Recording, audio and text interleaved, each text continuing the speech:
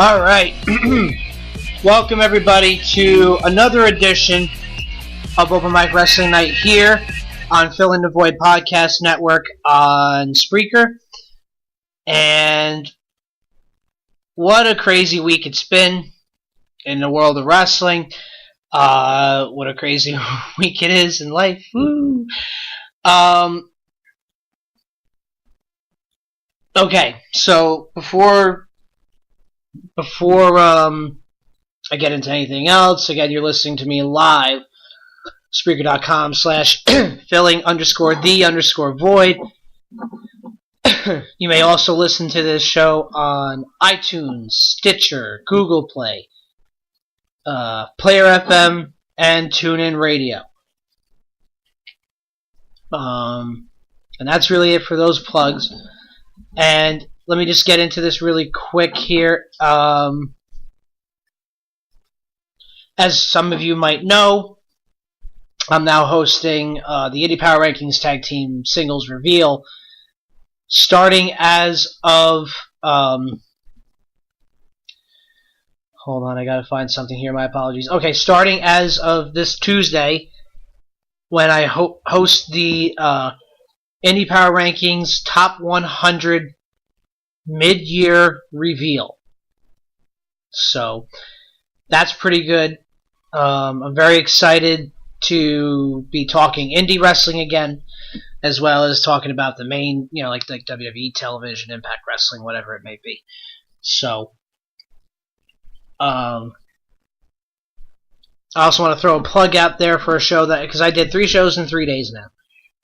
I recorded Travis and Vic on Tuesday, where we talked about the Chris Benoit double murder-suicide, where he also killed his wife Nancy and son Daniel.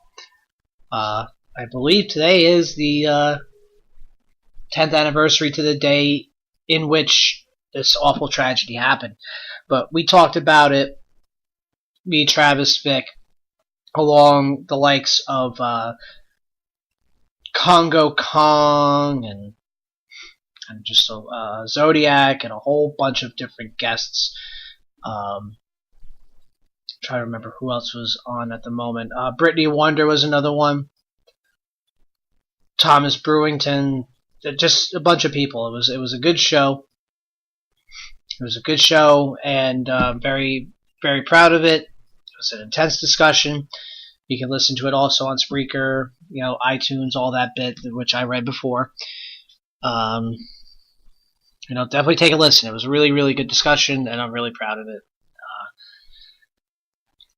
So yeah, there's that quick plug. Okay, let's get to those who are actually going to be on the Indy Power Rankings Top 100 reveal. Top 100 mid-year reveal. So basically, what Indy Power Rankings does every year, they have the weekly rankings every week, obviously, but then two times a year they do a top 100 for the singles competitors, men and women, and same thing, men and women tag teams of the top 50 reveal. So this will be my first Indy Power Ranking show that I'll be doing as like the main host. So let me get to this list really quick of who will be coming on with me on the Indy Power Rankings Tag Team Top 5 or Top 100. Sorry, the Indy Power Rankings Mid-Year Top 100 reveal.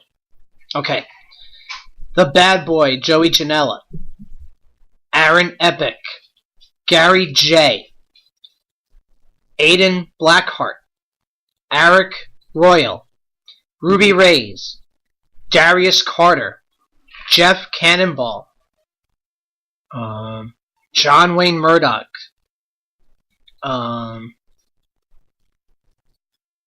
Dave Christ, Corey Storm, Zodiac I mentioned, Gary J I mentioned, Aaron Epic I mentioned, Shane Mercer, Ruby Reyes, and Matt Riddle. So that is who will be on. I'll just go through it again. Matt Riddle, John Wayne Murdoch, Dave Christ, Corey Storm, Zodiac, Aaron Epic, Gary J, Darius Carter, Shane Mercer, Ruby Reyes, Jeff Cannonball, Aiden Blackheart, and Eric Royal. So that will be that is who is confirmed so far for the Indy Power Rankings Top 100 Mid-Year Reveal. Again, that'll air this Tuesday at 7 p.m. Eastern Time here on Fill in the Void Podcast Network. So I hope you all can tune in. And, each of these guys and girls will be getting a few minutes just to talk about, the first half of their year. And a lot of these talents have had big years. Off the top of my head, I know like Darius Carter's Tier 1 World Champion, or was Tier 1 World Champion, and Matt Riddle holding championships. He wrestled Dan Severn, won. So, there's a lot going on for this Top 100, as it always does every year. It's always one of my favorite podcasts of the calendar year, and I'm glad I'm actually going to be hosting it this time. So I hope I don't let the Indy Power Rankings down, even though this is my network. I hope I don't let them down. I hope I don't let the fans of the Indy Power Rankings down, and I hope I don't want to let the talent down. Conducting a really shitty interview. So there's that announcement. Let's get to the breaking news that went out this afternoon that took a lot of people by surprise, considering what has gone on over the last few months, especially right before WrestleMania time. Mauro Ranallo announces on his Instagram account that he will be joining the NXT commentary table. And I'm going to read what it says right off his Instagram right here. And this is from Ranallo. Quote, "The NXT chapter begins. WWE and I mutually agreed to end my responsibilities on SmackDown, having nothing to do with rumors about disputes. As I remained under contract with WWE, we discussed a variety of options. Despite originally agreeing to part ways, there was always a desire to continue working together. We have come to terms on a new agreement that benefits both the WWE and me, and I am thrilled to announce that I will now be part of the NXT broadcasting team. Okay. So,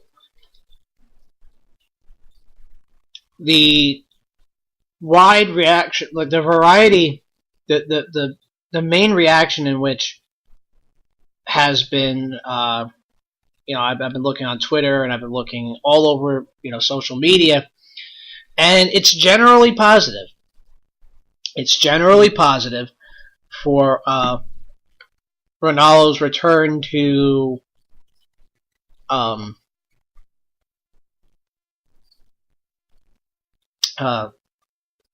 sorry, I lost my train of thought. I'm happy. Well, okay, so mostly positive. There are a few negative, which is okay. But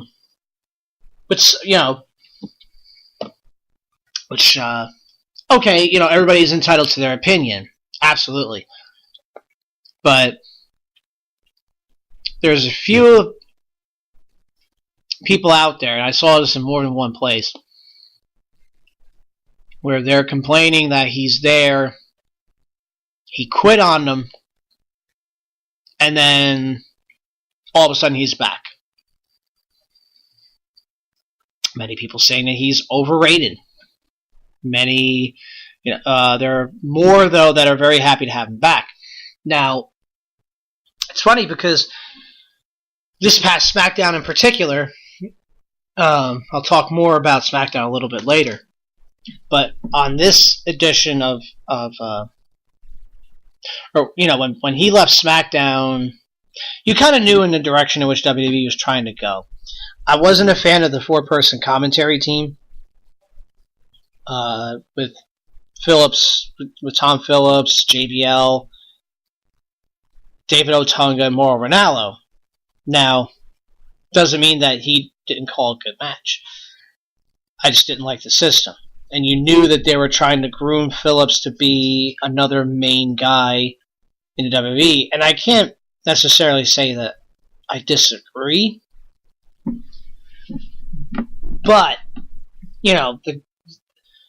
Ranallo's been in the announcing game for a long time. Has a contract with Showtime Boxing, and he has a contract, I believe, I don't know if it's with Bellator or if it's he had a contract with K1 at the time in which he signed his WWE contract. Now he's with another mixed martial arts company. I mean, he's all over the place. He's always busy. And his latest accolade was some world heavyweight title match where he announced amongst a crowd of like 90,000 people or something ridiculous like that overseas. I can't remember the fight. I really should have done. I should have really looked that up before I came on. But he's also being bestowed the honor of calling the mega fight that will be Conor McGregor versus Floyd Mayweather. I mean, I won't buy the pay-per-view, which is fine, but I'll catch it on Showtime eventually when they replay it. But Ranallo,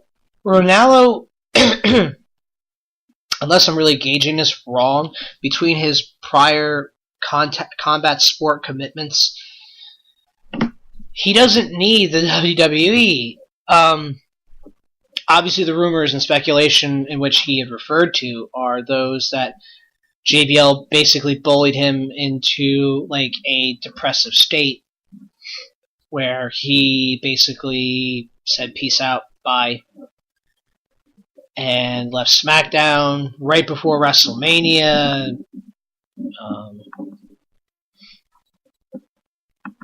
Which is a bummer, for those who are fans of Ranallo. And I'm sure Ranallo, in retrospect, is like, I kind of wish I could have called WrestleMania or do this with them. But you knew what they were grooming to anyway. Phillips has been working both NXT and SmackDown Live, which